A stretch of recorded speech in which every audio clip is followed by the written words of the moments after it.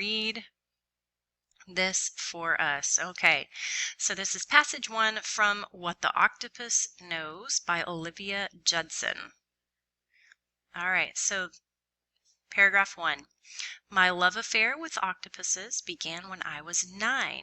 On a summer holiday by the sea, I found Octopus and Squid, The Soft Intelligence, 1973, in my great aunt's bookcase. So she found this book. We know it's a book because it's italicized, right? Written by Yves Cousteau, the great pioneer of scuba diving, and his colleague, Philippe Deollet. The book told of encounters between humans and cephalopods, the group that includes octopuses, squid, cuttlefish, and their more distant cousins, the nautiluses. A few days after I'd finished reading, I was out snorkeling and saw my first wild octopus. It was clambering over rocks in the shallows, changing color as it went. I was so excited that, after it vanished into a crevice, I leaped out of the water and began telling 2 strangers on the shore everything I'd learned from the book. Okay, I like to pause in between paragraphs and kind of think, what did I just read? Was I paying attention? Did that make sense to me? Okay, so here there was some book that she had picked. I say she, yeah, Olivia, I believe, she had picked up. And she learned a lot about what's under the ocean, and she went out snorkeling and saw her first octopus. All right, paragraph 2. Cousteau and his team were the first to spend a lot of time. So she's going back to the book. Okay, this book that she had picked up. Cousteau is the author. Cousteau and his team were the first to spend a lot of time, many hours at a stretch, in the water observing and filming wild octopuses and getting to know different individuals by visiting them regularly. Before long, some of the animals would come out to greet the divers, even climbing onto them and going for a ride. Others were shy and would stay in their holes. Some appeared to develop preferences for particular humans. The divers wanted to know whether octopuses, as suspected, steal fish from fishermen's nets. So they set up a net complete with several fish and settled back to watch. Sure enough, an octopus came and helped itself to the lot.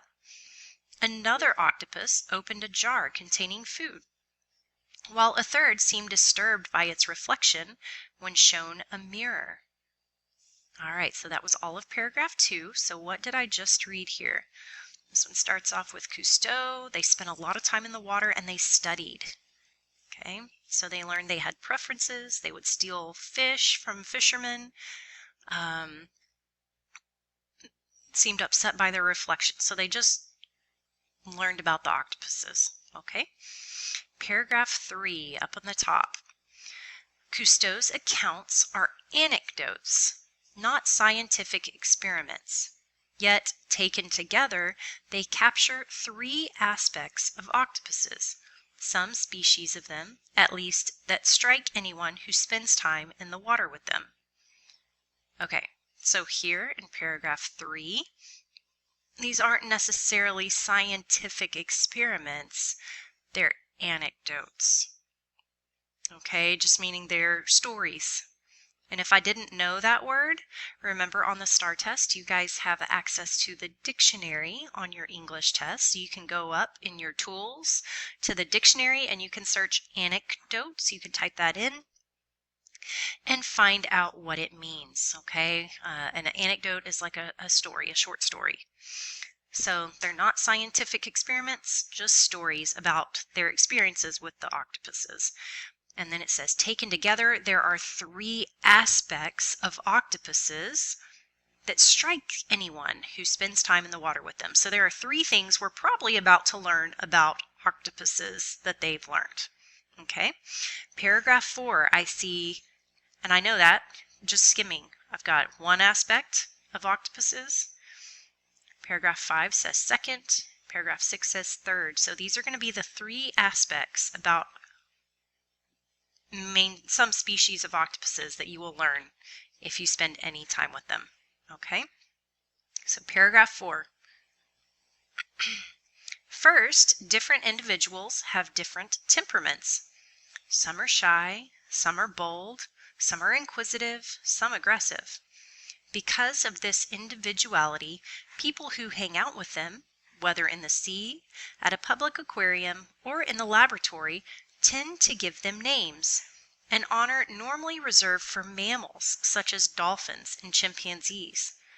Cousteau spoke of an octopus called Octopissimus. One scientific paper I read referred to Albert, Bertram, and Charles.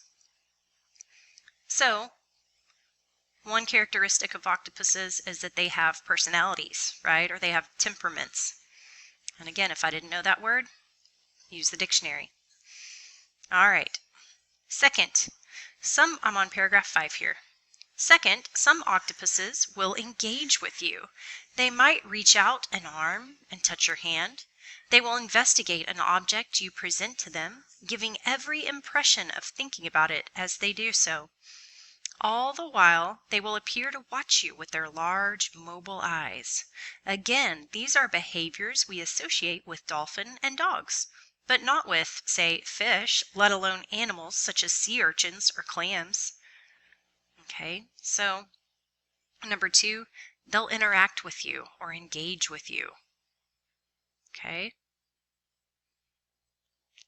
And then paragraph 6, the third thing we can learn about octopuses. Third, octopuses often behave in surprising ways. Although Albert and Bertram were prepared to pull levers to receive pieces of fish, Charles destroyed the experimental equipment. He pulled it apart with his arms and repeatedly squirted the experimenter with water. On a recent diving trip, my partner and I came across a little octopus sitting in the sand, 2 of its arms holding a large half clamshell over its head like a roof. For a while we looked at it, and it looked at us. Then it shifted.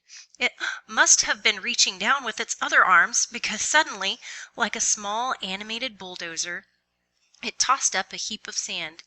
It did this several times, watching us closely and giving us the sense that, though it was interested in checking us out, it was also ready, if necessary, to pull the shell down like a lid and disappear into the seafloor. All right, so paragraph 6 here, the third thing we can learn about octopuses is that their behavior is surprising. It's not predictable.